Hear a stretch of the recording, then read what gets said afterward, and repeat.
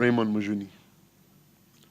We are privileged to be hosting the PJ Emeritus in, I think, his maiden Twitter exercise, his maiden introduction to the Twitterverse or the X world, but also one of his first public comments since his retirement as principal judge of the Republic of Uganda in 2019. For those of you who don't know, I think a large number of lawyers have joined the bar since. I think the bar has almost doubled in size, and many of them have only interacted with your lordship through Yuli and through case decisions, quoting PPD and Clear Channel and any other decisions of yours. My Lord, we are a group of people who meet. This is our 10th meeting every Wednesday to discuss the future of our judiciary. And our main focus is on how to make justice a service, how to ensure that the people of this country receive adequate and fair justice. For those who don't know, my Lord, Justice Bamwine has served this country, I think, since 1983. He served as a judicial officer in the judiciary since 83 until his retirement in 2019. He was a magistrate. He was a chief magistrate at Buganda Road Magistrates Court. He was a judge. He served in Fort Portal, in, I think, Rukunjiri, in Jinja, in Fort Portal. He served at the Commercial Division of the High Court, at the Civil Division of the High Court, I think at one time even at the Judicial Training Institute, and also as principal judge. He was, for many of us who appeared before him, I do not recall ever succeeding in getting an adjournment from Justice Bamwine. He was a stickler for time.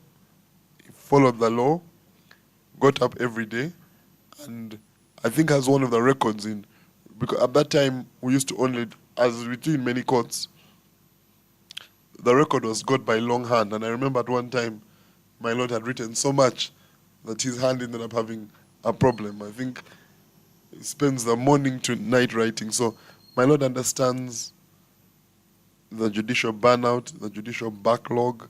I think he spent a lot of time as PJ fighting judicial backlog. So the format of what we're going to do today is we'll have all the hosts just greeting everyone. Alfred will then read, Mercy will then read an excerpt from Justice Bamwine's book. And then, my Lord, we shall ask you to, if you can just make a short presentation to the people who are listening. We've been joined by a large number of people, many members of the bar, many members of the Law Society, and all of them are here to really learn and listen. And so we'll start maybe with Raymond, then Alfred, and then Mercy.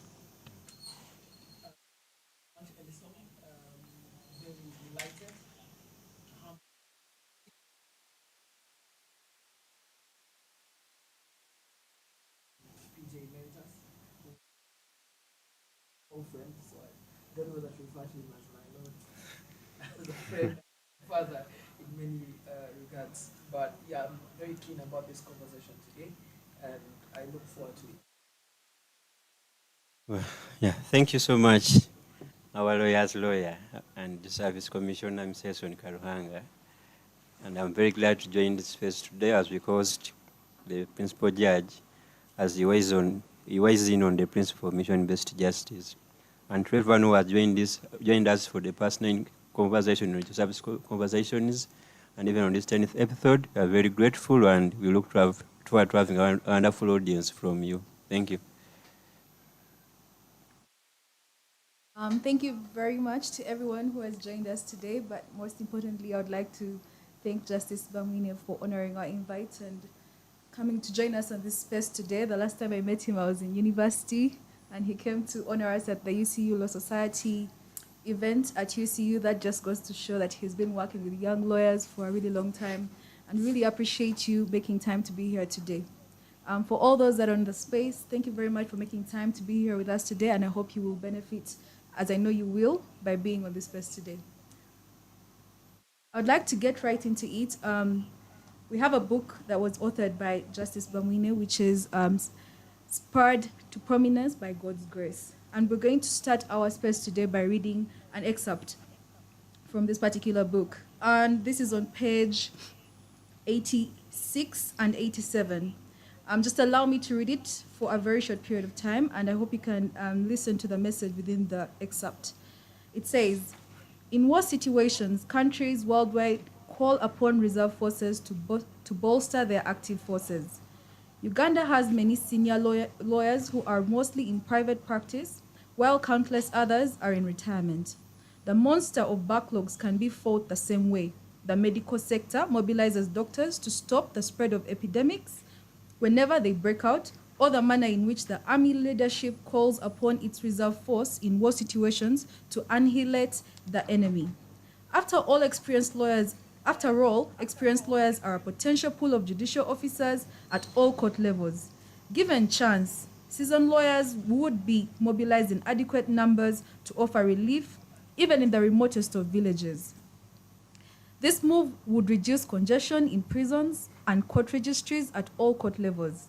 The good doctor's advice reminded me of the Gakaka courts in Rwanda, a traditional Rwandan system of justice in which local community members were allowed after the 1994 genocide to testify freely without participation of lawyers, and cases decided by a panel of judges chosen from the community.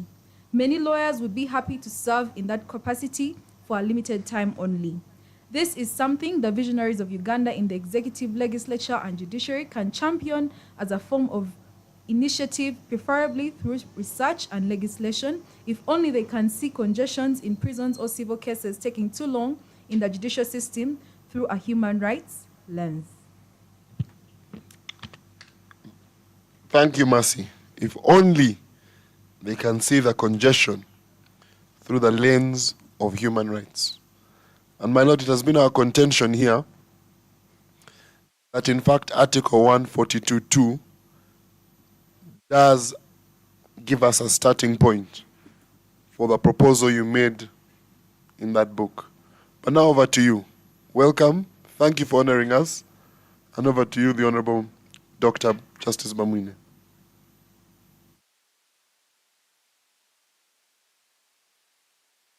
Thank you for inviting me to be part of this great conversation. Person in retirement, I don't take it.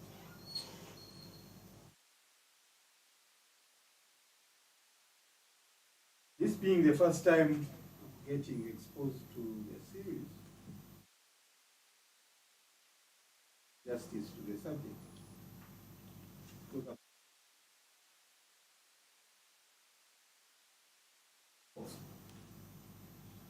Be joining you. The concept note. Your idea of mission-based charges is not far from what I personally articulate, which have just been ably read. I'm happy that colleagues here and on the line have read the book and some aspects of it topical. Simple view of a mission-based judge is that of an experienced person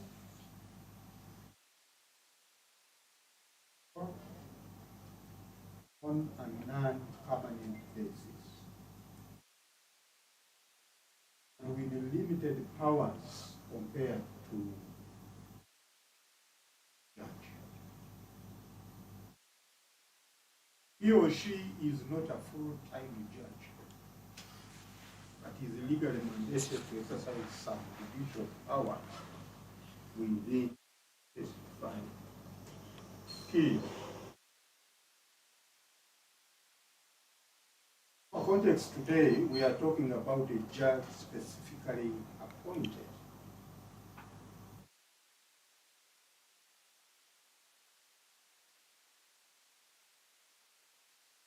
Reduce backlog.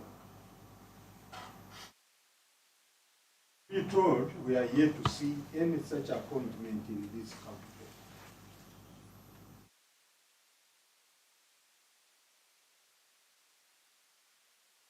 Have come within this text.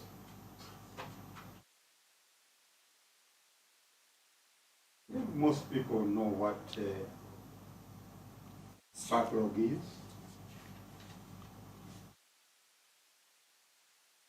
But I will just say in our court system, unless it has changed recently, it's for cases which have been in the system for more than 2 years without a final judgment. Generally speaking, the judiciary has served for 36 years, has implemented various initiatives to reduce this backlog. They include the recent strict rules against unnecessary litigation, where a lawyer appearing on behalf of another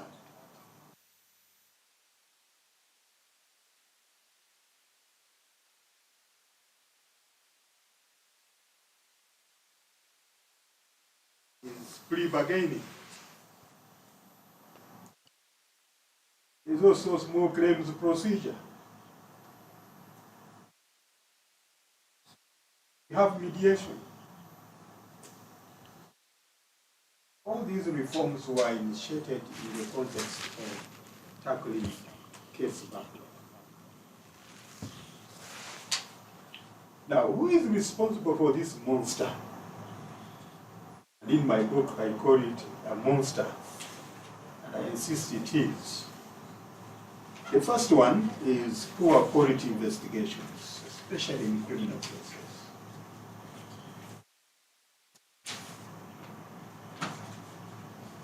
The other one is inadequate resources over the years.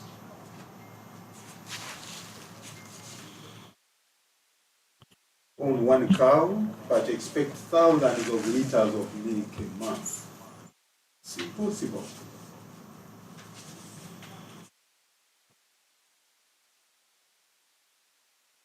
Another one is bureaucratic judicial processes. And here I'm talking about numerous steps before justice is realized in a matter. Take the example of criminal trials. Have trials within a trial. It lengthens proceedings. Have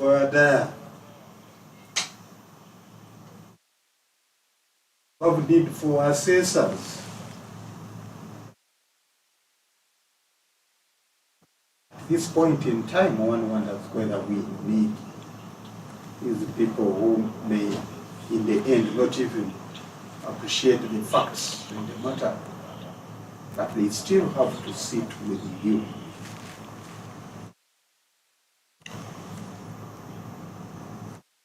One reason which we can talk about is outright laziness of some judicial officers. Certainly not all. Some judicial officers are hard working, but we have others who spend a whole day doing other things instead of hearing cases.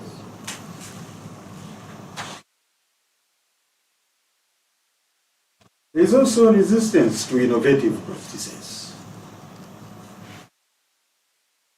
Something is crafted to speed up an outdated practice.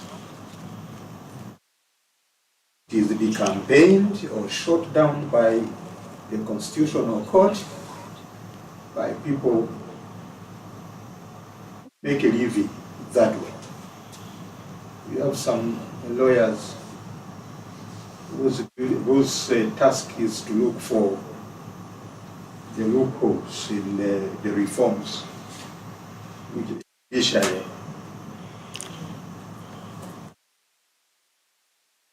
is thinking about. I've come in peace.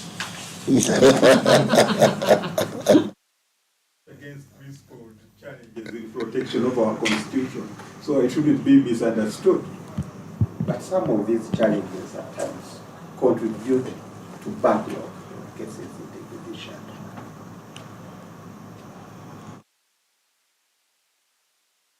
The other one is inadequate numbers of judicial officers.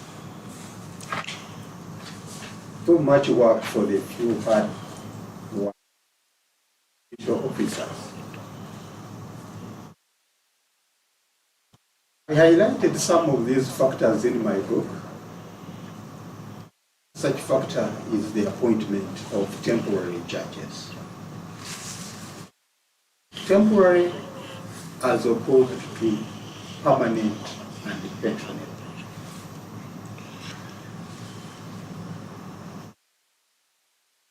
Article 142 of the Constitution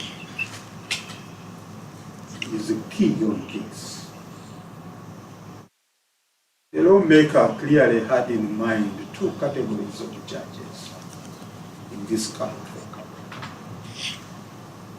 One, substantive judges on permanent and pensionable terms. I was one of them.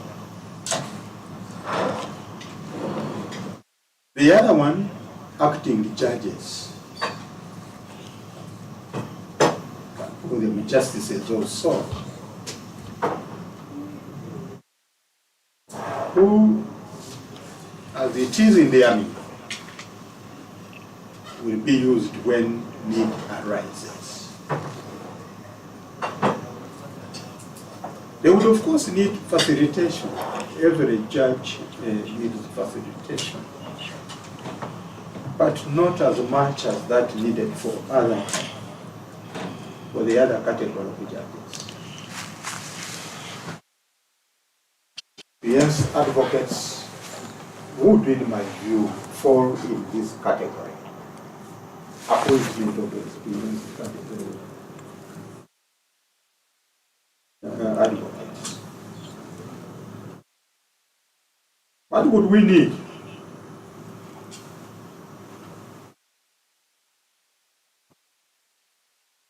We need experienced lawyers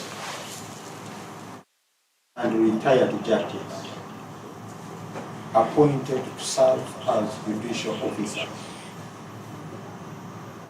for a specific mission. And I'm happy I'm with the people who are championing mission-based judges. So experienced lawyers and retired judges appointed to serve as judicial officers for a specific mission. And that mission is elimination of backlog in the judiciary.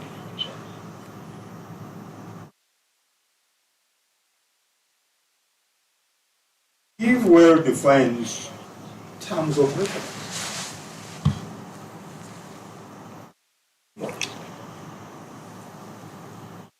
With regard to the numerous applications for judicial review, get a judge to handle the many judicial review applications. Civil division.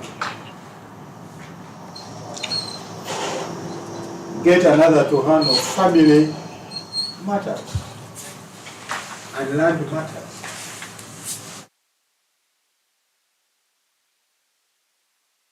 Don't forget commercial disputes too. They can also be eliminated. And it's lawyers.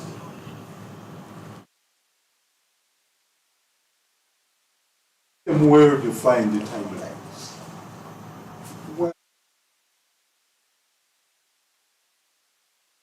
years. So make it 3. Renewable or non-renewable. And make it clear to them that their terms are different from those who are permanent and pensioners. Problem I've seen over time is a person is appointed as an acting judge, he wants all the benefits of a serving judge. So make it clear to these people that their terms are different from those of their colleagues. The concept of mission-based judges would work best, in my view, where the court, be it High Court, Court of Appeal, or Supreme Court, has a full staff complement under the law.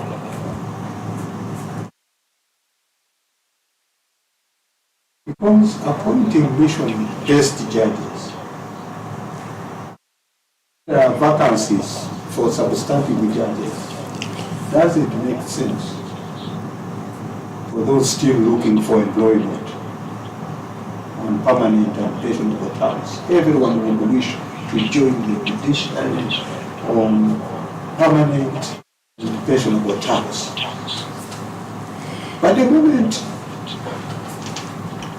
the position is that those vacancies do not exist, but we have for temporary judges, people will go for them.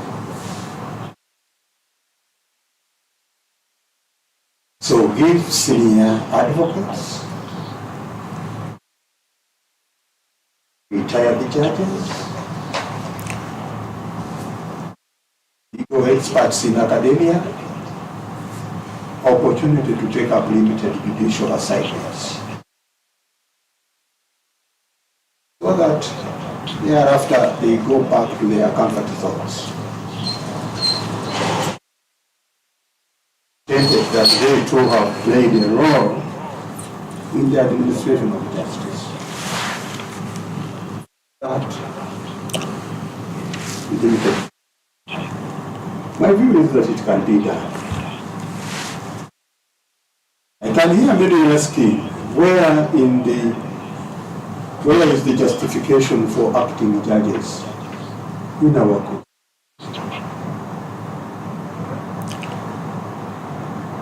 For me, I've already cited Article 142. See, I was in the judiciary in 1995. The year of the Constitution. Backlog was not as bad as it is today. And even then, the Constituent Assembly did provide, in its wisdom, that there may be a time when the Chief Justice may advise Judicial Service Commission. The state of business in any of the courts warrants appointment of some judges on acting basis. They are right. I can assure you that during my term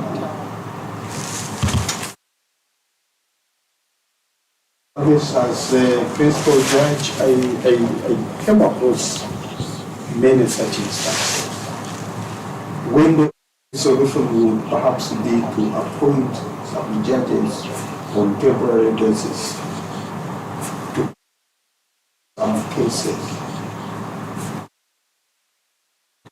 go back to their private practice,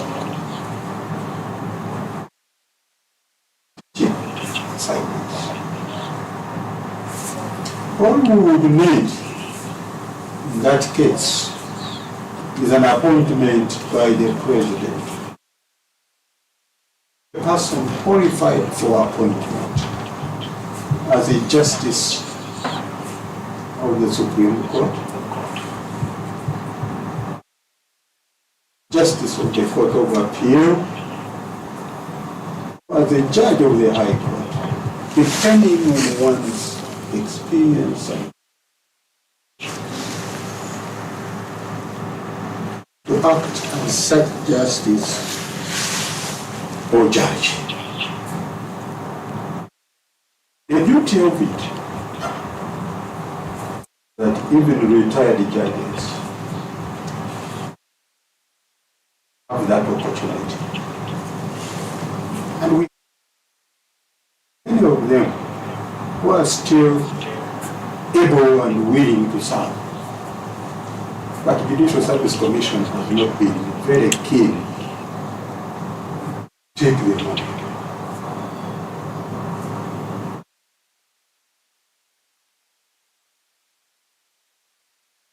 Council would say,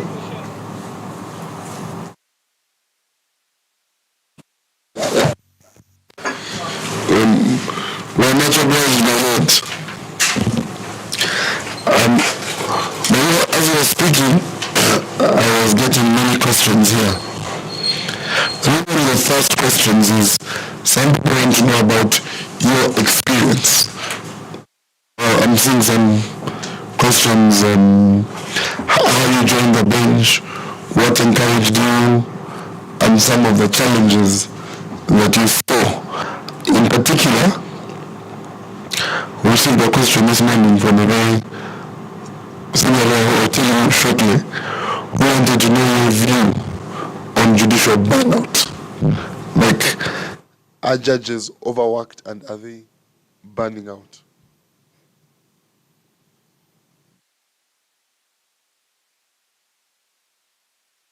But for those who are joining us, we have been joined, of course, by none other than the Honorable Dr. Justice Yorakamba Mwine, Principal Judge Emeritus of the Republic of Uganda. Over to you, my Lord. thank you.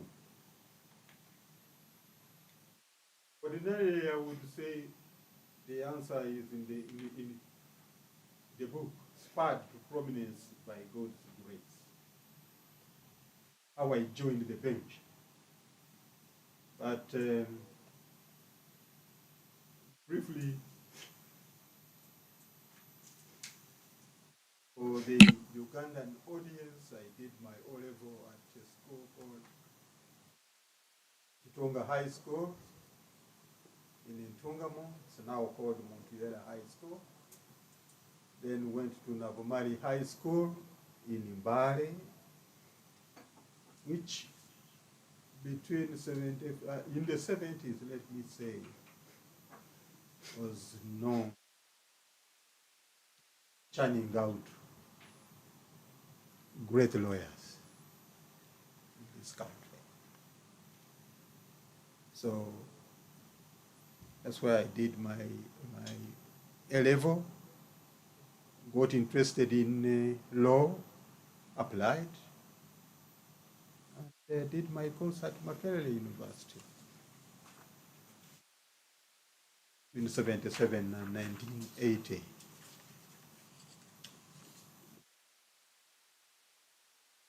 I don't know whether I need to say more on that, but what inspired me, and it's in the book, was a case near our home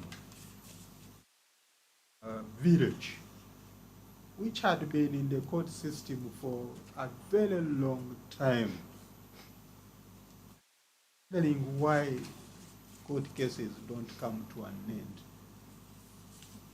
Then I, somehow as a young man, I used to see lawyers, books and in ties and beautiful attire coming to argue the case. The locus. That's when I first got interested in this course. And I'm happy that in 1983 I applied and I was taken on as a magistrate grade 1. I've served as the chief magistrate. I was at Buganda Road in 1993 to 95. 95, as the constitution was being worked on, actually on the very day it was promulgated, I was appointed chief registrar, acting chief registrar of the courts of judicature. And then later, a judge of the High Court. I saw in one of the judgments in the Kabumba case, someone saying from 1995 we've not had acting judges. That's not true, because I was appointed in 1998 as an acting judge, and I was later confirmed in service. But the practice was dropped later, but I understand it has now been resumed. Are judges overworked? Yes. We served at a time when we did not have recording equipment. These days, I see people sitting in their comfortable chairs and listening to their parties without writing anything. In our time, we had to write verbatim whatever was being said. And as a result, I personally developed a problem in the right hand, and I had to undergo some surgical operation in South Africa to correct that problem, thanks to writing too much on the bench. Judges overworked? Yes. You have to record judgment proceedings in court during the day, and at night you have to write judgment, and that's from Monday to Monday, January to December, whether it's court vacation or otherwise. So judges in this country are overworked, and I pity them. If you want to get more, it was for that reason that when I clocked 65, I thought enough was enough, and I chickened out. It was on account of too much work I was had handled as a judge.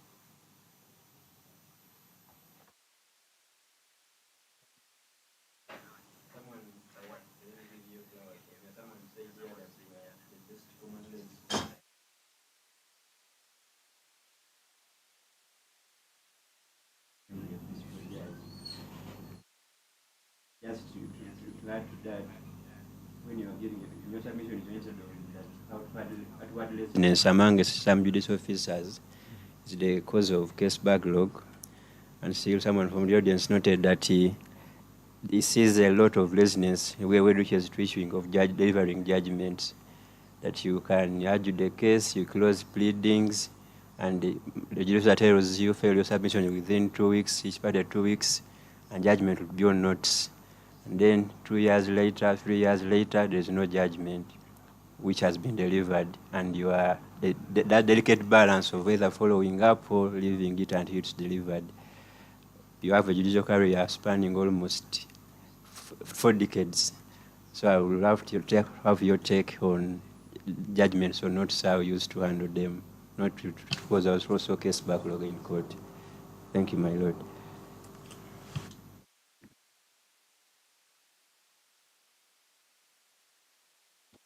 As mentioned, I'm sure he's the same person who asked about judicial burnout. And that is actually the president of the Uganda Law Society, Mr. Isaac Semakati. Yes. Yes, Yes. The same person, my Lord. Are some judges lazy? Yes, I would say so. I remember in our time we used to have a judge who would come in around 11 in the morning, ask for a cup of tea, ask for a newspaper, and by 1 o'clock, perhaps, let me say he or she would be going to court. Sincerely, that judge had issues with delivery of judgments. And it's not one, it's not two, I was in the service, we had several such judges. But I would talk to them. I would talk to them. Because personally, I never had challenges with judgment writing. I don't know whether it was because I had been selected to deliver lectures on judgment writing, but I even hated telling lawyers that judgment would be delivered on notice. I would give a definite date and deliver judgment. Any challenge. I don't remember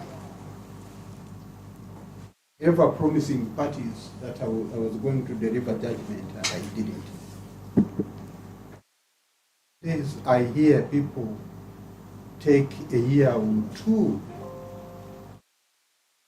working on the judgments. I wouldn't know what the problem is. Let me not pass judgment on such people that they are lazy. No. They may be having other reasons. Yes. There is a judge I had a chat with. The judgments are not forthcoming. But the judge says he wants to be thorough. Doesn't want to deliver judgment which people will look at and say, who delivered this one? So some judges delay on account of being thorough.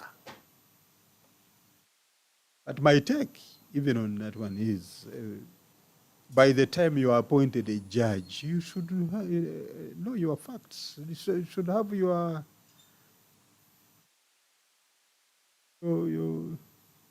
law in the head, so that where you cannot deliver a ruling in court,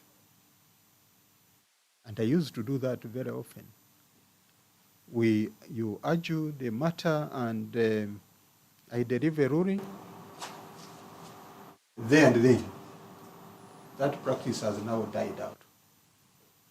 We don't know what the problem is. But for the serving judges, I may not have much advice for them. But I'm told I've been selected to train magistrates, senior magistrates in judgment writing.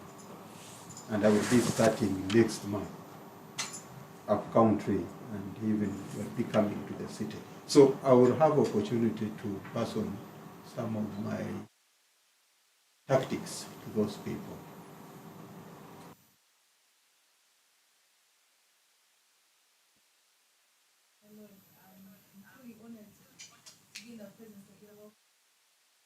And I think listening to your earlier presentation, one question came to mind. You mentioned the bureaucracies that exist within our justice system, especially for the criminal.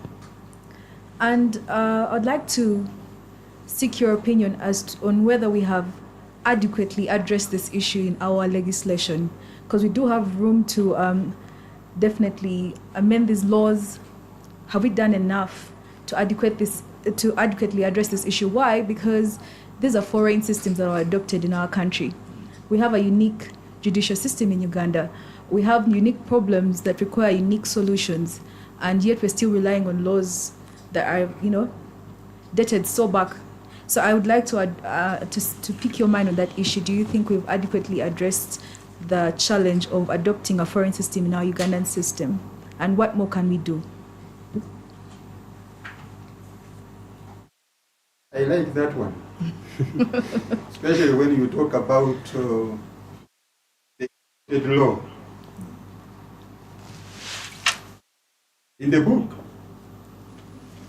brought to prominence by God's grace, I talk about my experience at Nabumali, where a teacher, an English teacher, came to the class and said he did not know what was wrong with Ugandans. They were complaining to him that they were finding poetry difficult. He was saying, I don't know what's wrong with Ugandans. And I innocently put my hand up and told the judge, a white judge, that it was because it was an imported subject. And he didn't like it. He lost his cool, invited me to apologize to the class. The African in me told me not to. He ordered me out of his class. I did. But the following day, I went back to class and he never raised any query, because he realized he had touched a raw nerve of an African. So yes, law is not understood by quite a number of people, even lawyers themselves. It's because the common law of England is what we are taught to administer in Uganda. Some of these practices have changed in England, where we got the law from. But for us, we still have them. The example I've given of assessors, it is the whites, the white judges who introduced that one, because they were not familiar with our customs, they were not familiar with that. But we have retained the same. We have talked time and again that it's time to get rid of some of these practices. But there appears to be no one person who is taking up the challenge. So we need some studies, some people to go outside and benchmark the way we did with plea bargaining. We didn't have it in our laws, but we introduced it. It takes time to change what was introduced so many years ago, and what makes a lawyer in this country a lawyer. Because those are things he passed, he did papers in, or exams in, and passed, and that's it. That's why we have problems with mediation, because these are new concepts, and you want to run away from adversarial system, which we are used to. That one came from England, the adversarial system. So yes, I think for the time being, I'm happy to say that I'm a lawyer, and that some of these processes can be done away with. It will be for the young generation now to do some studies and get rid of them. That's my view for now. Thank you so much. My Lord, I have a question for you, and mine is to draw on your experience as principal judge. You mentioned three areas: poor quality investigation, outright laziness of some judicial officers. But I wanted to focus on sources of the judicial bench. In your time as principal judge, and particularly in your role of assigning matters to different judges, how many matters would you say are averagely good for a judge to be handling at any given time? And at what point would you say this is perhaps too much and it makes the judicial officer either burn out or that you need an extra judicial officer to handle some of the matters that are coming?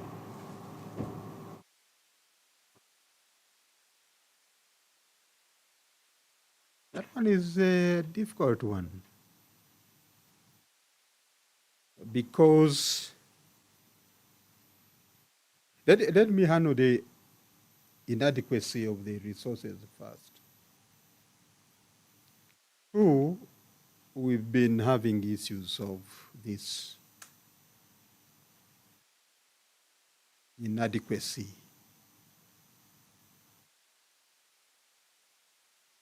For a very long time, the state, or call it government, paid very little attention to the judiciary. It was, after all, a third arm of government and the weakest arm because it depended on the other arms to give it resources. I served as the chief registrar for 3 years, and I was the accounting officer for the judiciary at one stage. But I can assure you the money we had was so little that in most cases we had to make choices.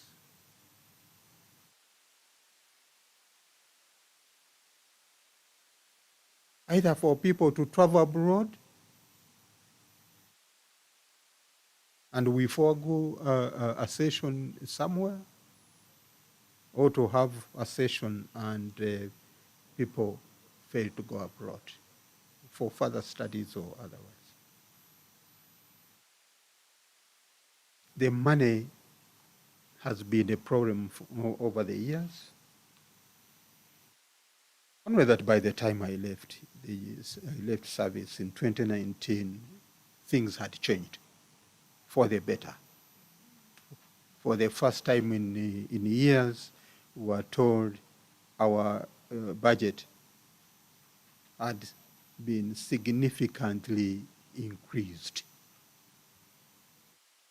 I don't know how they are doing right now. But there is a time the judiciary has been failing to hold sessions, not because we don't have judges, but because we don't have resources.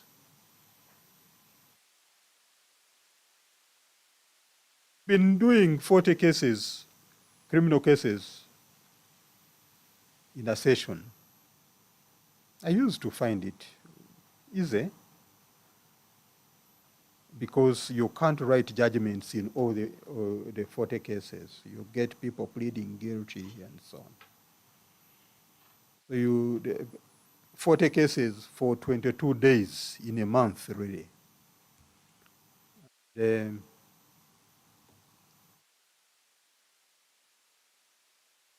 That was overworking the judges even at that time.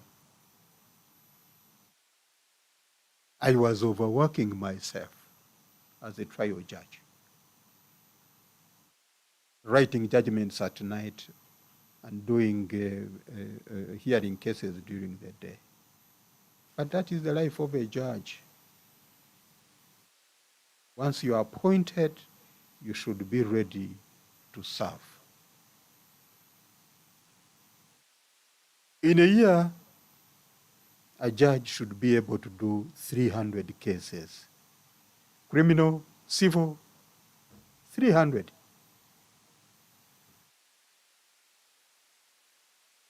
If you do more than 300, perhaps you will not exceed 500. But that was then. I have a feeling that now a judge can do more cases than we did at our time because of the technology which they are enjoying at the moment. But 300 cases a year wouldn't be a bad piece of cake for a judicial officer. 300 cases.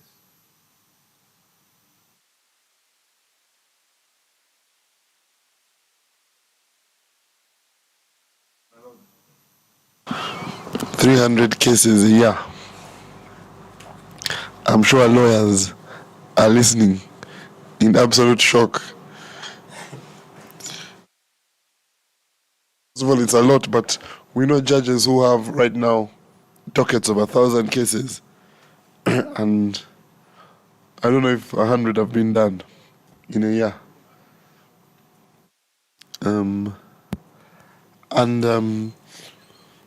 But one of our colleagues has said that much of the interventions done by the judiciary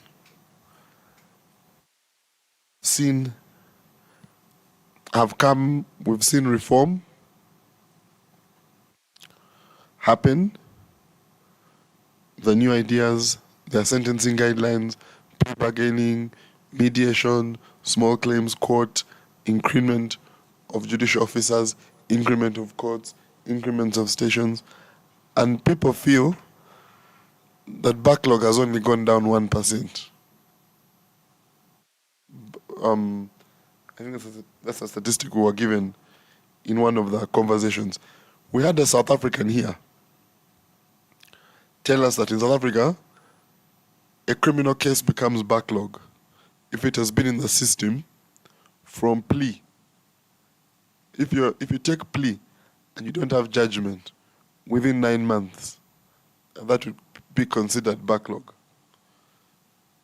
Here in Uganda, we told him that if you take plea and you have judgment in 9 months, that may be considered corruption. Huh? Yes.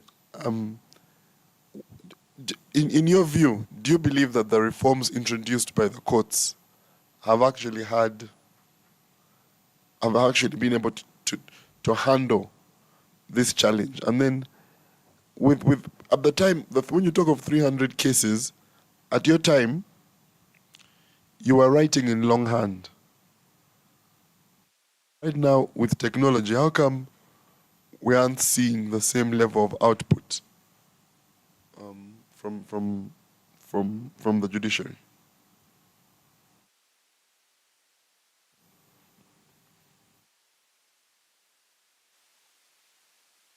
The new ideas I mentioned earlier on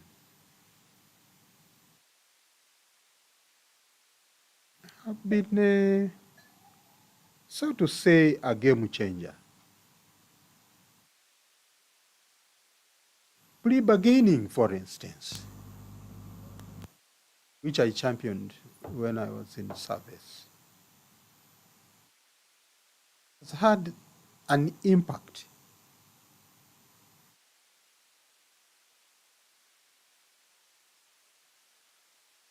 Especially as regards decongesting prisons and giving people opportunity to go back home after serving those sentences. People who used to spend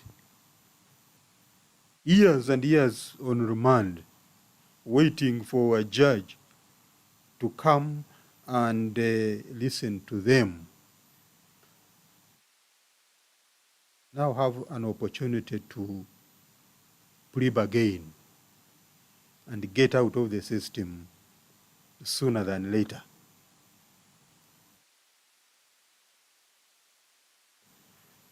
At one stage, I remember by the time I left,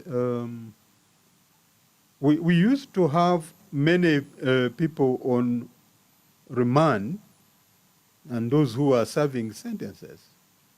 The ratios were not balancing the equation. But by around between 2010 and 2019, when I was principal judge, I remember those serving sentences were more than those who are on remand. And much of it was to do with plea bargaining and the effort we had put in. Mediation has also had its role, but it's not as successful as we had thought it would be.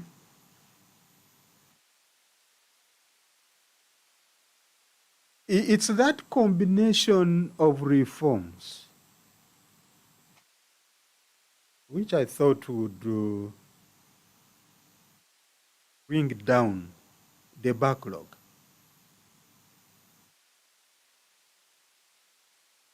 And right now, I wouldn't know why backlog is still a problem, especially after getting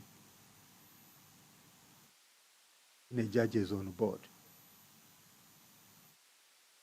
As principal judge, our complement was 51, including principal judge. But there was no time I ever had a full complement of judges of the High Court. They were around 37, 38, 35. That explains the build-up of cases. Too much work for few judicial officers. But now we have more than 50 High Court judges, so really the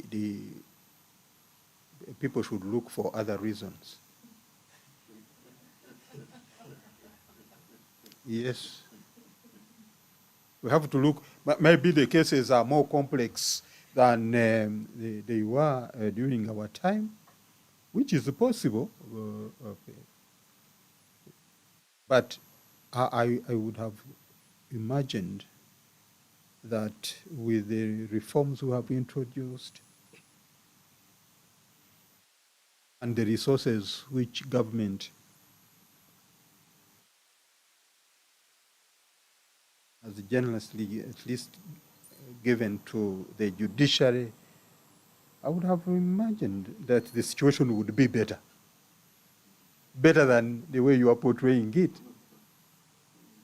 But still, I can assure you, for a case in this country to be completed within a year of its filing, it is still not possible because of the many challenges I've mentioned here, including the bureaucratic processes, the many steps in civil cases to go for a case is hard and determined, and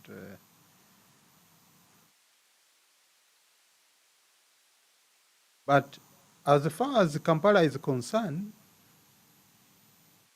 I know why we are still experiencing these challenges. It's because the reforms have not been explained to the lawyers, most lawyers. The reforms which worked on between 2015 and 2019 when I retired, the ones to do with adjournments, the ones to do with civil reforms, the mediation, and they've not been explained to the lawyers in the city through training. So we are looking forward to a time when we shall meet the lawyers. Some of the lawyers are the ones responsible for these delays, the lawyers in private practice, because they are still sticking, they are still relying on old practices, old ways of doing things. So this is a matter that I would think it's something to do with training. But I can't tell where we have been. We have been to northern, we have been to eastern. I don't know whether the situation is any better, but I think you need a lot more training in these reforms. One of the challenges with the reforms, take plea bargaining. I think lawyers generally believe that many innocent people are forced into accepting guilt because of backlog. That plea bargaining coupled with backlog means that the remand system has become some form of ransom, that people have no choice but to accept. If they've been waiting 7 years, 5 to 7 years for a trial, if the plea bargain can give them 8 years, including the 7 years they were on remand, it's a deal they'll take, because that they're not sure of the trial, and that therefore plea bargaining looks successful on paper, but it is only successful because it's perpetuating injustice. The other, of course, there are many things. I think lawyers agree, even when you talk of some of the lawyers who keep suing to stop reform, the Law Society itself is currently a victim of that type of activity. People are blocking us from voting for the Judicial Service Commission because of their own. So lawyers will understand that, but some of the reforms, while they look good on paper, they don't look good when implemented in practice. Even when they look successful, some of their successes may be hiding challenges. But the other big reform, which really has never been attempted, is Article 142.2. And lawyers also believe that part of the challenge is many times the reforms don't include a conversation with the bar, and that Article 142.2 hasn't been implemented because many people want to keep lawyers, want to look at lawyers as the problem in the delivery of justice, something that lawyers don't necessarily agree with. I don't know what your take is on those 2 points.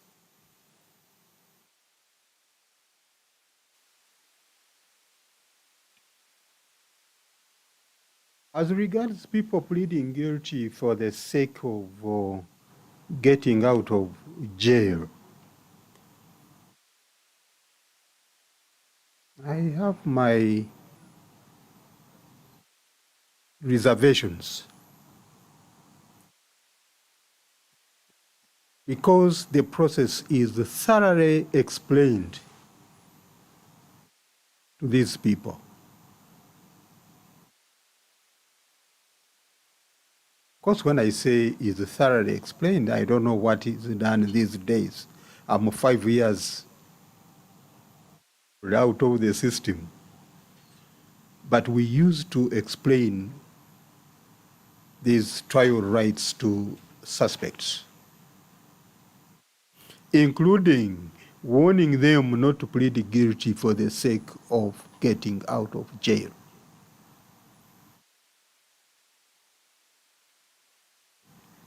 Every offender in a capital offense, at least for these offenses triable by High Court, is entitled to services of counsel. There is a lawyer involved. So depending on what the suspect has communicated to the lawyer. If some lawyers are allowing their clients to plead guilty for the sake of getting out of jail, then they are not better than the people they are defending. Because we made it very clear that plea bargaining is for those who are willing to plead guilty because they know they committed the offense. If they don't know, their lawyers are there to advise them as to whether they should plead guilty or not. So I don't know. Yes, it is.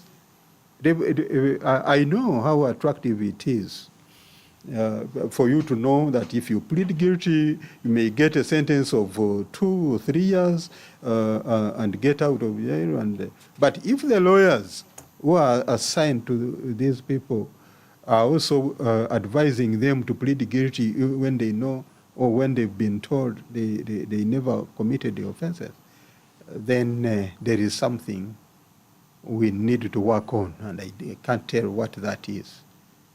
Because if someone says, I committed the offense,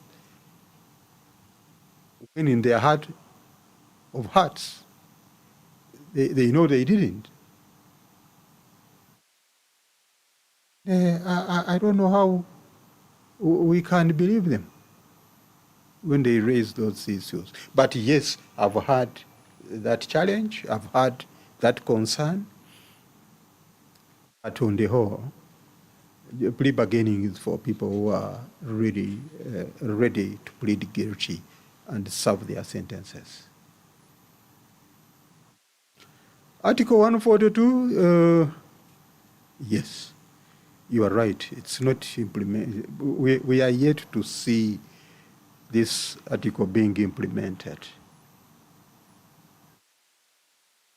I have a feeling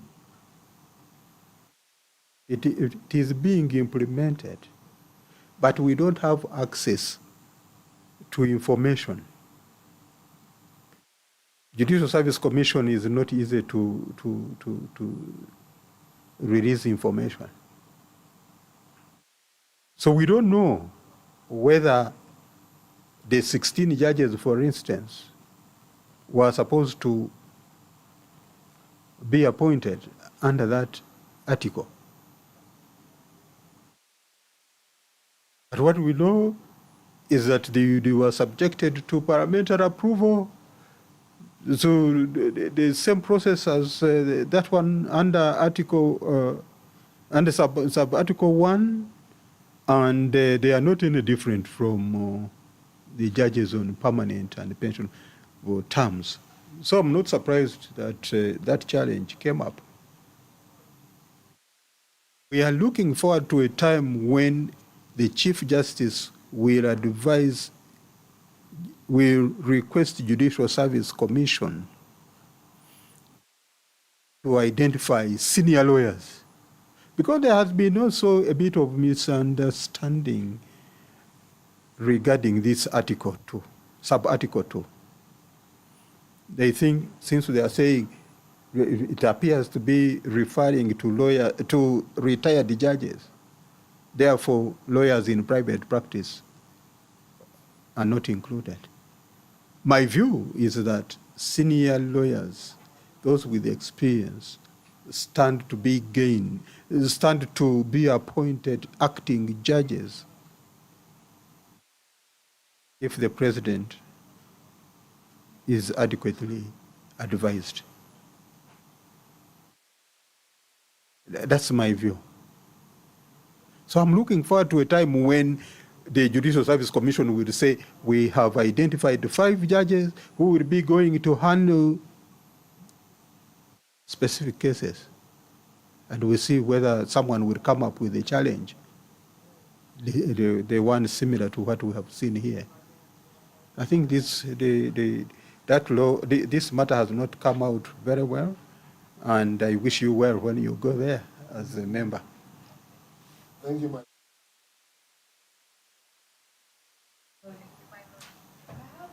Questions. I'm just going to keep them really brief.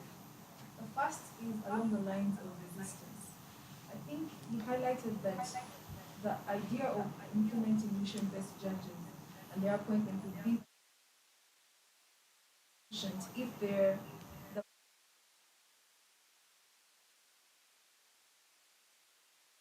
senior. The judiciary review will come with the appointment of, and how can we make sure that that the mission-based judges are welcome when they're appointed in the future? And the other question is, in the appointment of the mission-based judges, you had highlighted the importance of terms of reference, having specific reference.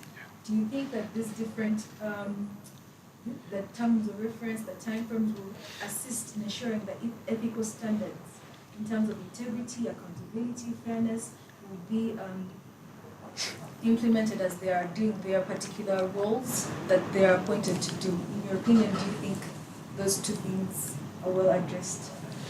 Yes. Thank you.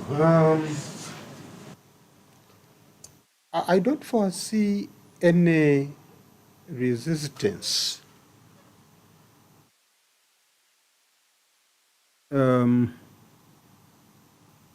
to these mission-based judges once they are appointed. If anything, they will be welcomed by their colleagues, because the terms will be different, and they are coming to relieve them. Certainly, there is no way some people will say these ones have come to spy on us, or no. I can assure you that serving judges have been waiting and are still waiting for appointment of these mission-based judges. It would be a big relief to the judges in the first category. Ethical standards, if the appointment is for 2 years, for instance, or 3, and you have here the likes of Mr. Karuhanga here, you have other senior lawyers in Kampala being appointed judges, I think, I may be wrong, but I expect them to, 1, behave themselves. 2, what we are seeing now with acting judges would not apply to them, because they are not being assessed by anybody. They will not be assessed by anybody. Unlike the acting judges being appointed these days, who are being watched by a number of people, by the Chief Justice, by the Principal Judge, by people in authority here and there. These ones will be a special breed. This is going to be, these ones will certainly come, serve. Some of them don't. The moment you are a senior lawyer, you've made your name in the legal profession. You can't spoil it. You can't stand to spoil it, afford to spoil it within 2 years of service. So you want to remain that ethical, in my view. And it will motivate all of us in private practice to look forward to serving this country in that capacity, because after that you go back and enjoy life. As I put in my earlier remarks, you go back to your comfort zone. If you have a legal firm, a law firm, you just go back and make more money. But I don't expect this person to now start looking for money from the litigants within the 2 years of services. After all, and I make this point in the book, a person who has served like this for 2 years there is a potential for this person to be called upon to come and serve on permanent and pensionable terms if he or she is still waiting to serve.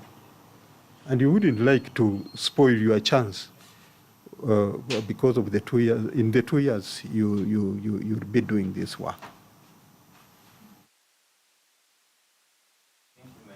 Talking of acting judges and how they are being always watched, whatever they are doing, vis-a-vis the independence of judges, or of the judiciary, I would like to have your take on how we can manage the independence of the judicial officers.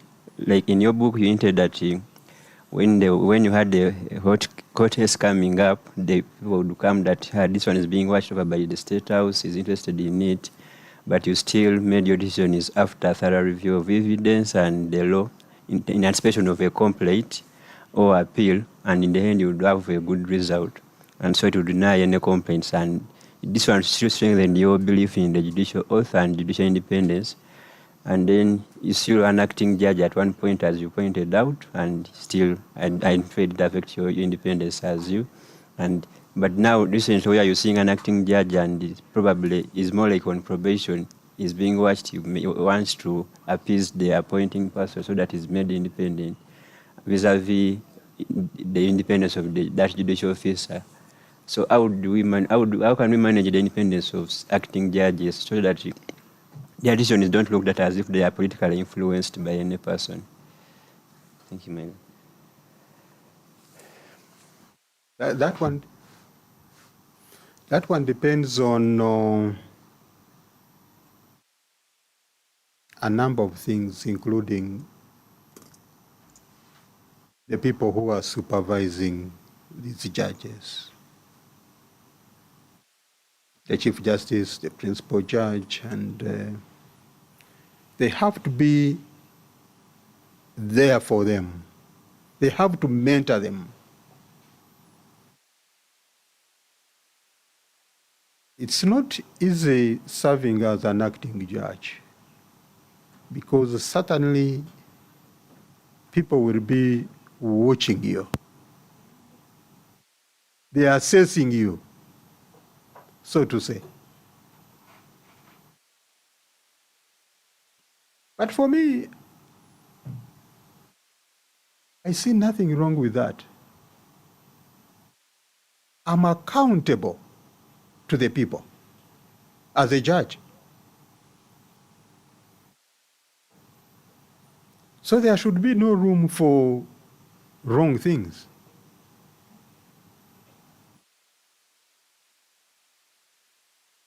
If I conduct myself in a judicial manner,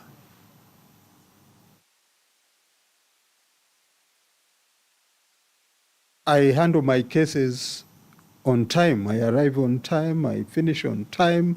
I write my judgments in time. I should not fear that some people are watching me. And that's I make that point in the book. You are right. When I came to Buganda Road as a chief magistrate, it was at a time when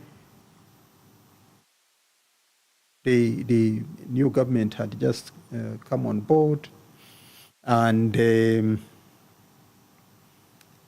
you would be starting on a case and they tell you State House is interested in it.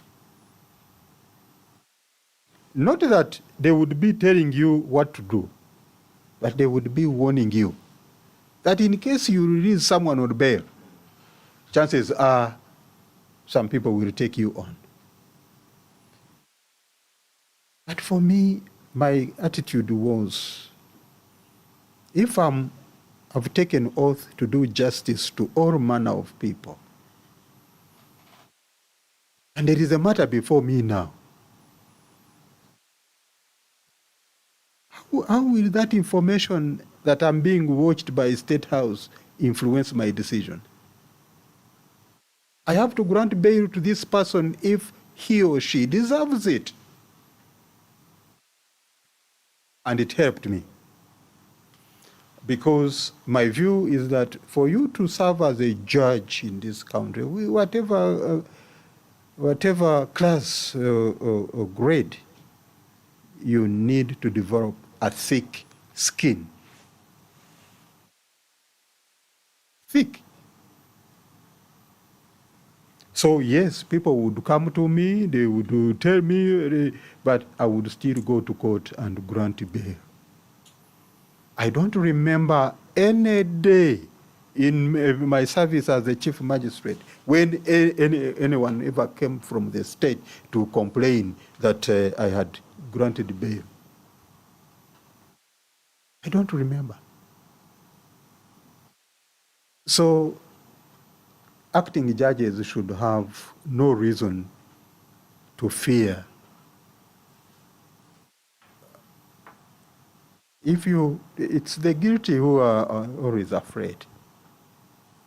If you are not guilty of any misconduct, and you have no reason to think that you will not make it in the 6 months or 2 years of being watched. But I know, because I've gone through this same thing myself as an acting. I started as an acting chief registrar. And I want to disclose to you that I was confirmed in service after I had left, after I had been appointed a judge. I was not confirmed in service as chief registrar when I was still around. Why? I remember someone saying, we want you to go to a higher bench. Why then should we confirm you in service as a chief registrar? But I had to be confirmed in service for purposes of my benefits and so on. So yes, I know what it means. Someone can sit on you. We still have such people. I don't know the one who never recommended me, whether it was because of my performance or otherwise. That's for another day. But I was confirmed in service as chief registrar after I had left, long after I had left that office. So yes, there is room for judges to fear those on acting status, and that's why, for me, I wouldn't recommend that judges be appointed to this acting status.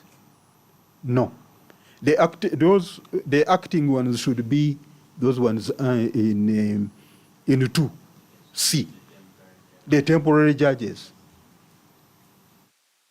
Because the Judicial Service Commission should be able to see someone,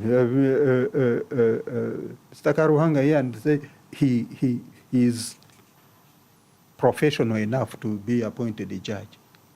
And once he goes through the interview, the question of acting should not arise. So I agree with that one. But for the other ones, within 2 years, I don't expect anyone to misbehave unless he is not fit to serve as a judge.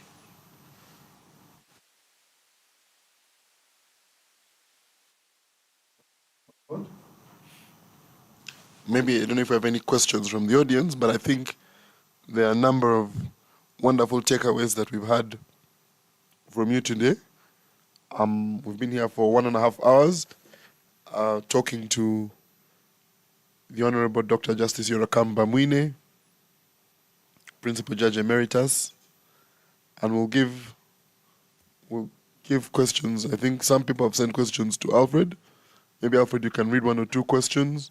If anyone wants to ask, we can take 1 or 2 questions from the audience, and then we'll close it here.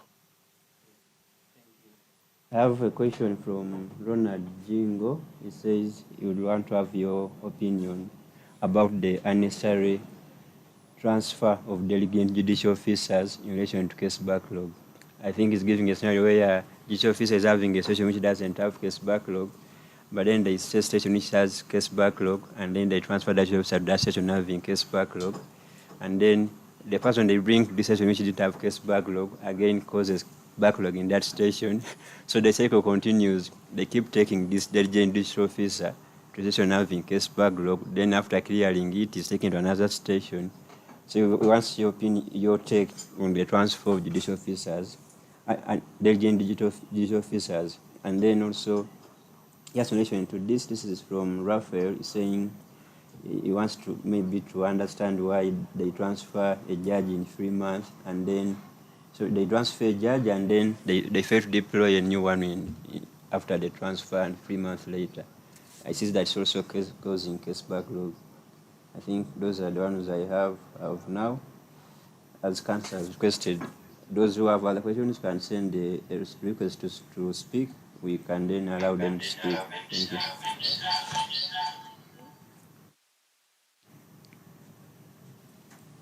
you. Mr. Jingo, yes, that question he has raised actually applied to me a number of times. Yes. You clear the backlog at your station.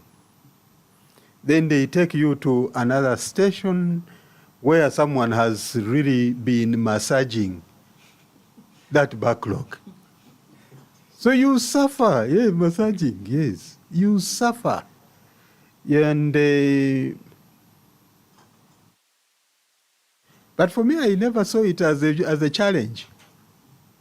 If anything, it gave me opportunity to now outshine those others who are not performing. Because there is nothing as good as going to a station. You work your heart out. You deliver judgments in time. You hear cases on a daily basis, and people appreciate you. People say, bless you, bless. And for some of us who believe in divine intervention, perhaps that's why we've been to those places others have not reached, working hard. So, yes, I think every station deserves a hard-working judge, a hard-working magistrate. If someone is not working as hard as the other,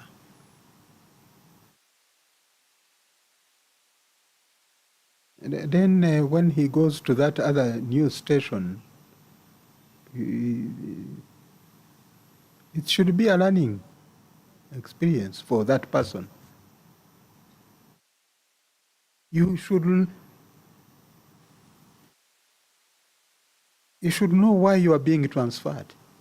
In most cases, I never, even as principal judge, I never disclosed why I was transferring someone. But if I saw a station, a business station, Mbarara, Masaka, Mbale, suffering, and there was a judge, a hard-working judge who was willing to go there. You have to be willing to go. In the judiciary, they don't force you to go and work somewhere. For me, I used to make those transfers because after some time, if you keep this not working judge in one station, you are really making people suffer. And you know it as an administrator. You know that people are suffering, and incidentally, I've not seen any judge who has lost a job in this country on account of being lazy. It's difficult. It's difficult to convince the appointing authority that someone is not good enough to. It's difficult. Someone will raise issues, will raise the defense. I'm always being given hard cases, complex cases. Why do you? What would you say? But all in all, I can assure you that this practice, yes, is there, and it helps. Every station deserves a diligent and hard-working judge. And so at any one given time, each station should test a bit of that lazy judge and the hard-working one for comparison. Not replacing the transferred judges, no. Yeah, it happens. Especially when there is a shortage of judges. There was a time when, as principal judge, I was not able to send judges to Fort Portal, for instance, because I had no judge to send there. That was, I think, at the time, I remember we had sent there Justice Kabito, and then he was appointed chairman of the Judicial Service Commission, and I had no replacement. There wasn't no one to send there. It's a delicate, it's a delicate thing, removing a judge from one area to another simply because you have transferred someone from that area. But all factors remaining equal, really, once you transfer a judge from one station, there should be a replacement immediately. Otherwise, people will suffer. It's not intended, it's just circumstantial. Just circumstantial. Yes, my lord, I also have a question here. Actually, about the office of the principal judge. Whether there's enough space in the system for the principal judge to also belong to one of the, what do they call, one of the divisions of the High Court, or to hear cases. The criticism is that over the years, the PJ doesn't hear cases while the DCJ sits in the Constitutional Court, the Chief Justice sits in the Supreme Court. So as a person who held that office, what's your take on that? I think that will be our last question, and then we'll ask you for your closing remarks.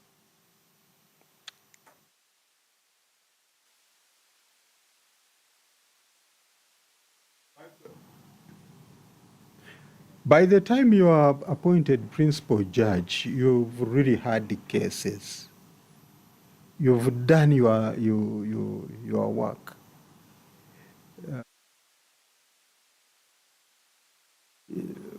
But even then, there are cases for you to hear.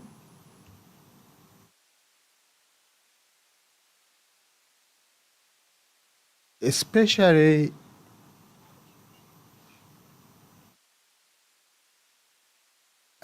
I don't know how I can put it, but you don't belong to any division. As principal judge, you don't belong to any division. But at the same time, you belong to all the divisions. So you can get cases from that end, from any quarter. And if you are not careful, if you are a lazy, one of the lazy judges, you may take advantage of that because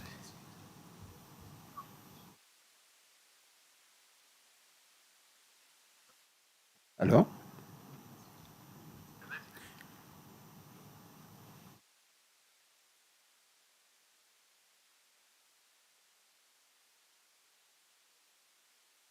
He's asking whether he can speak. Yes, let me complete this one. A principal judge does not belong to any particular division. It belongs to all the divisions. And ideally, cases will be coming from those divisions.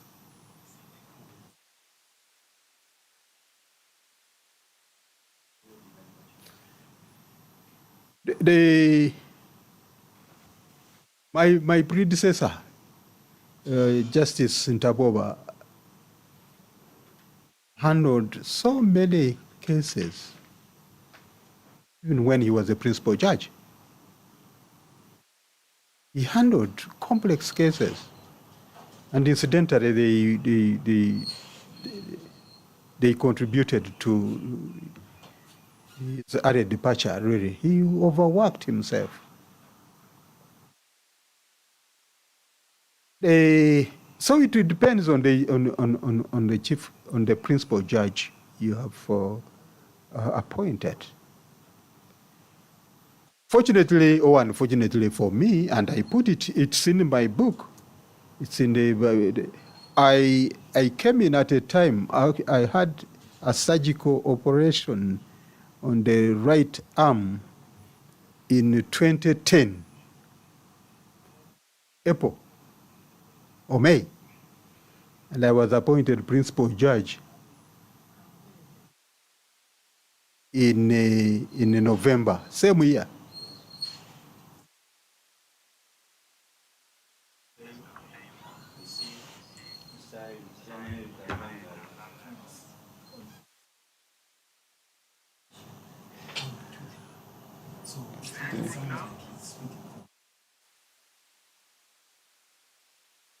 But you, I think we're having a challenge with the sound. I don't know if the sound is clearer now.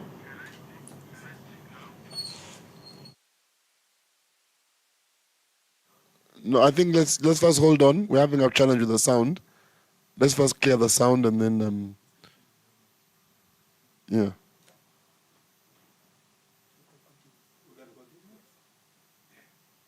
Are you hearing us? Yes. Okay. No, let him finish his point. I think I was only left with the aspect of reforms. My view is that the principal judge is best placed to champion reforms, the reforms we've been talking about since we started this conversation. Because the principal judge is at the center of all the disputes, all the concerns of backlog and so on. And that's why, for me, in addition to hearing a few cases from family division, I was handling cases from family division and other divisions, but I concentrated on reforms as a strategy to reduce backlog. I'm the one who chaired the sentencing guidelines task force. And whether it's a success or otherwise, Ugandans are there to judge. I'm the one who chaired the civil reforms task force for 3 years until retirement, till I retired. So that gave me time to concentrate on these reforms. Unfortunately, you can't chase both things successfully. You will be a failure. So we were able to reform the laws. My successor, I don't know. I am not there to assess his performance, but he continues to chair some of these committees. But he has time to hear cases as well.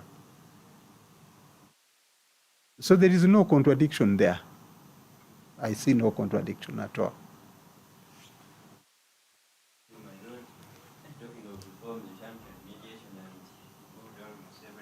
Uganda preaching mediation, and we must appreciate you for that. Yeah, we are joined. I see Mr. Dr. Eric Karuhanga has a question. I think Mr. Karuhanga, you could unmute and make your inquiry or your comment. Thank you very much. It was Alfred who invited me. First of all, I am inspired to speak because of the presence of Justice Yorokam Bamwine. Your presence here, sir, is atypical. It's you. It's you. You never shy away from doing duty. In fact, when I saw the title of your book, don't know whether I remember it now, but inspired. There was, what's the title of the book again? Inspired to, somebody help me to make it correct so that I don't make a mistake on the title of the book. Inspired by prominence.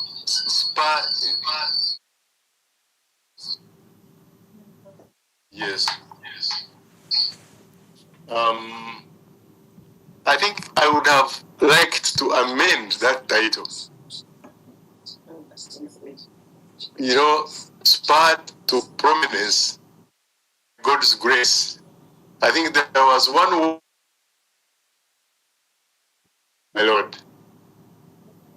It was spurred to ethical prominence, God's grace. That who became a Chief Justice on Uganda Road and a registrar and a judge and handled a lot of mediation, sensitive and controversial, like that one of Sudhir versus Bank of Uganda.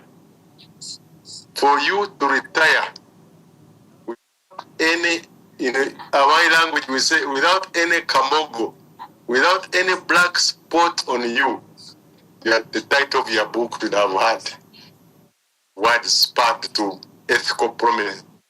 In fact, for me, prominence stands for being prominent, but for me, you have always been ethically prominent. So it is the one which has inspired me to speak, because it hurt me that you missed this word in your book, because that's you, that's your identity. That's how we lawyers at the bar for a long time have known. And even now, you are the first judge to come here and speak to us on backlog and share experiences with us.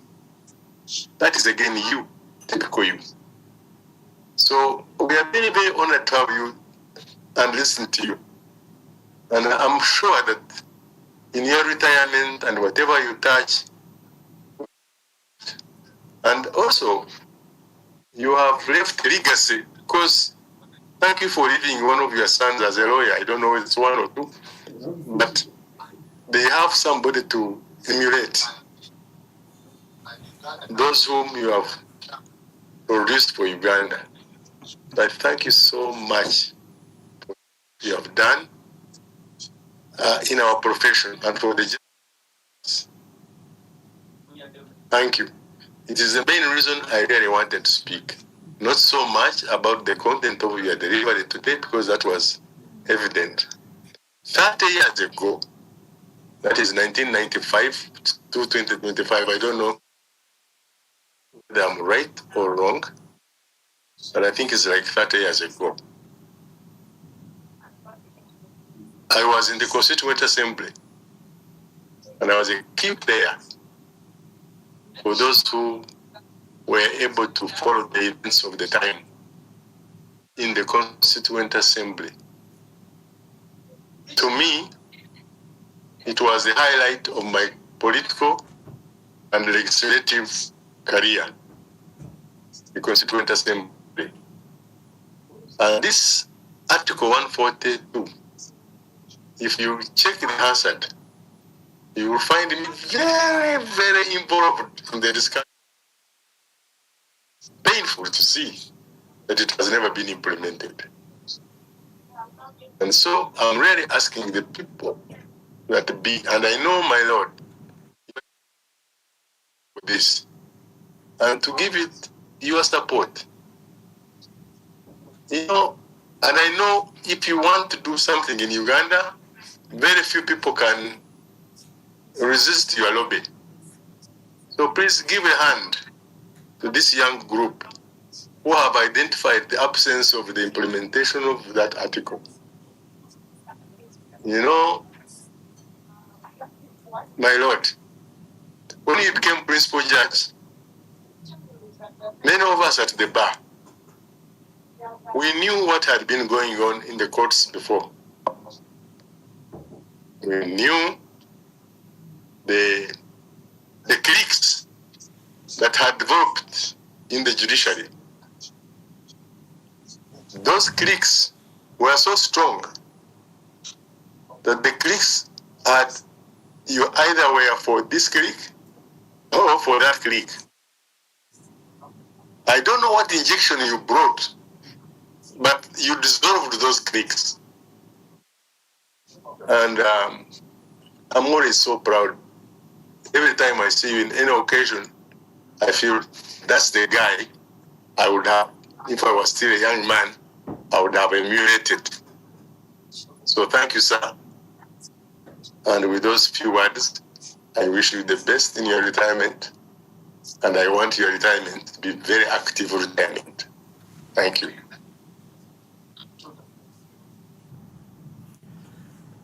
Thank you so much, my friend and dear brother. Thank you so much for the compliment. I'll consider changing the title, the title of the book. I'm actually in the process of writing another. There is a lot I left out.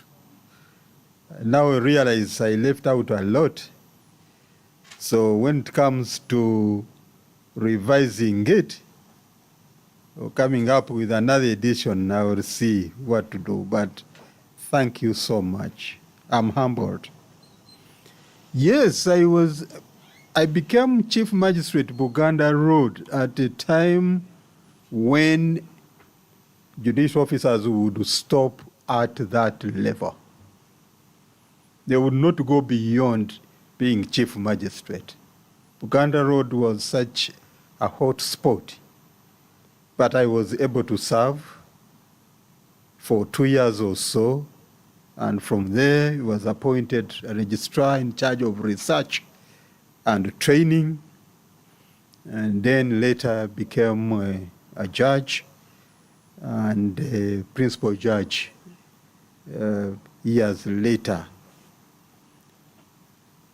I went to church, and I was able to say, thank you, Lord, for making me go through judicial service without Kamogo, the Kamogo you talked about. It's not easy, but that's why I thought it was due to God's grace, or it was by God's grace. Others never served beyond grade 1, the ones I was appointed with, but for me, I made it that high. Yes, I will give support to appointments under Article 142. I'm happy this conversation is coming up at this stage. I'm happy. I've not seen anyone being appointed, but it's because of the perhaps not considering reasons why the Constituent Assembly put that article in the Constitution. It was for a purpose, and we've not made use of it. So, yes, I will be giving my support, unreserved support, to whoever will be championing this cause. If I get opportunity to talk to JSC, I will also chip in something.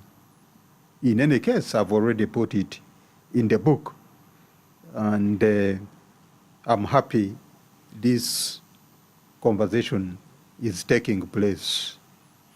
There were cliques in the judiciary, yes, and it was not easy for me, even at my age, then to ensure that I don't belong to one group to the prejudice of the other, or to, but I sailed through because basically I wanted the truth to come out. My view has always been the truth will set you free, as the Bible says. And I was able to remain neutral, not because I did not know that cliques existed, but I thought I was the best person to resist the same so that others could do the same.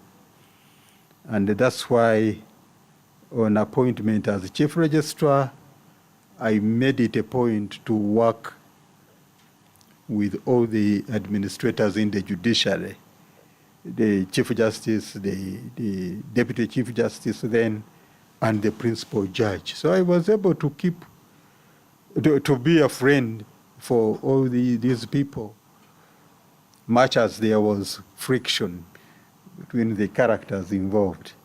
But I was able to stand my ground. And I also attribute that to God's grace.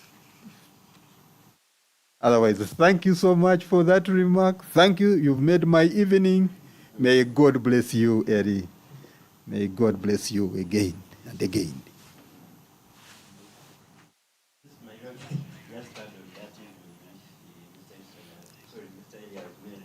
I have a comment from Councillor Nicholas Opio.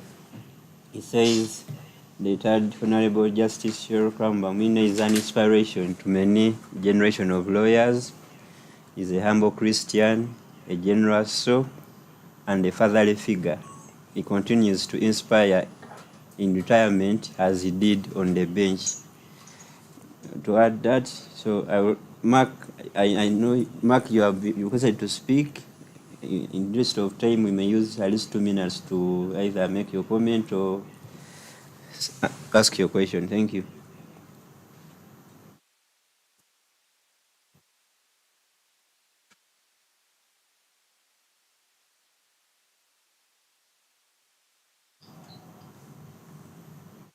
Mark, are you there?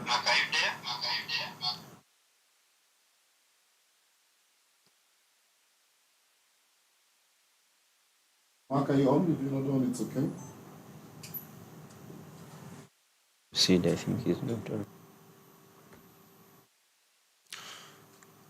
Okay. I think we've been here now for the better part of almost 2 hours.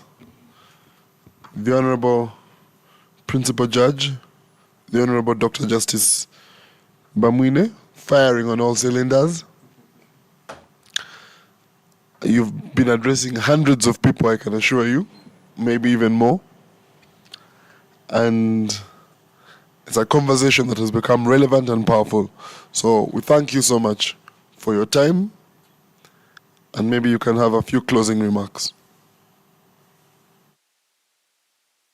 Thank you once again for inviting me to be part of this conversation.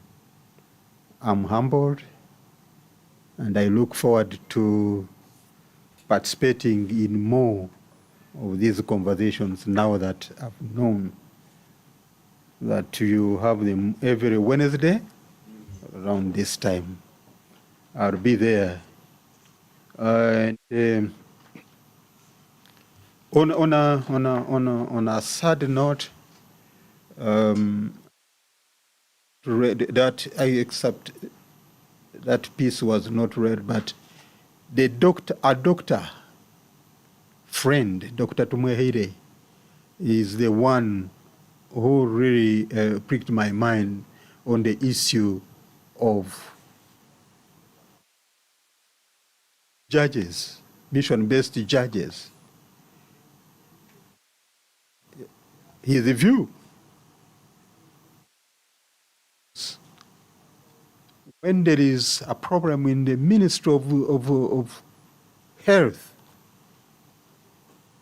old and new doctors, young and old, are called upon to go and assist.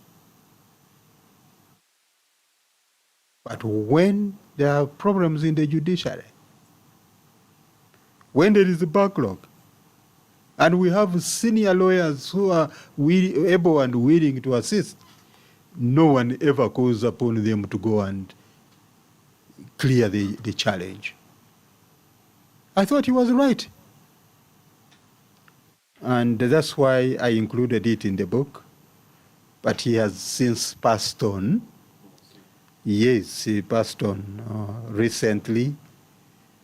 But I imagine it's a doctor who was brave enough, who was good enough to draw me to the attention of Article 142.2, that the Constituent Assembly put in place this provision, but we've not made use of it, and yet we still cry that the backlog is breaking our backs.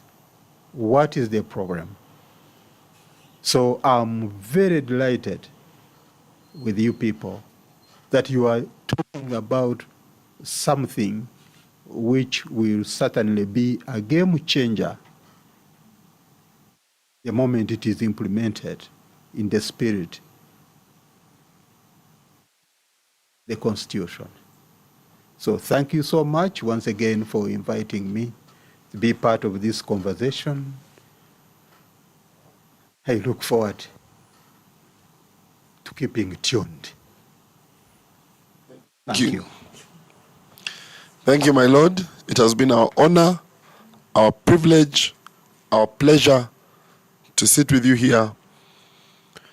They say that the credit belongs to the man who is actually in the arena, whose face is covered with blood, sweat, and toil, who knows the triumph of high achievement, and who knows the struggles of having tried.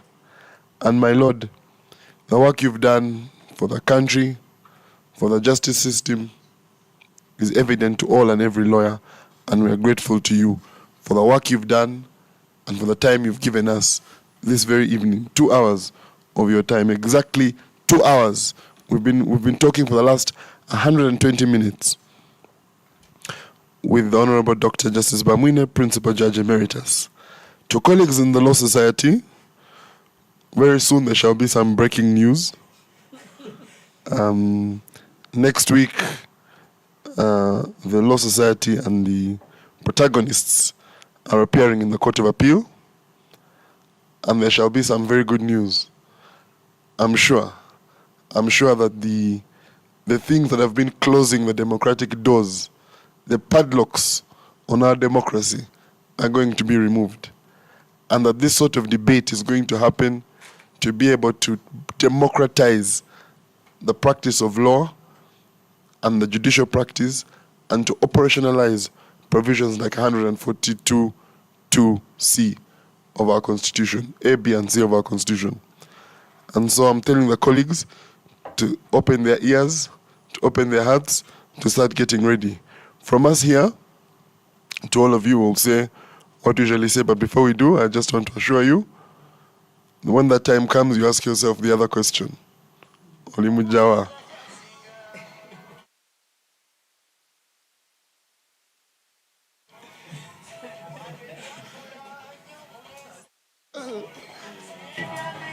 You know me? Yes. Whichever. It's still campaigning.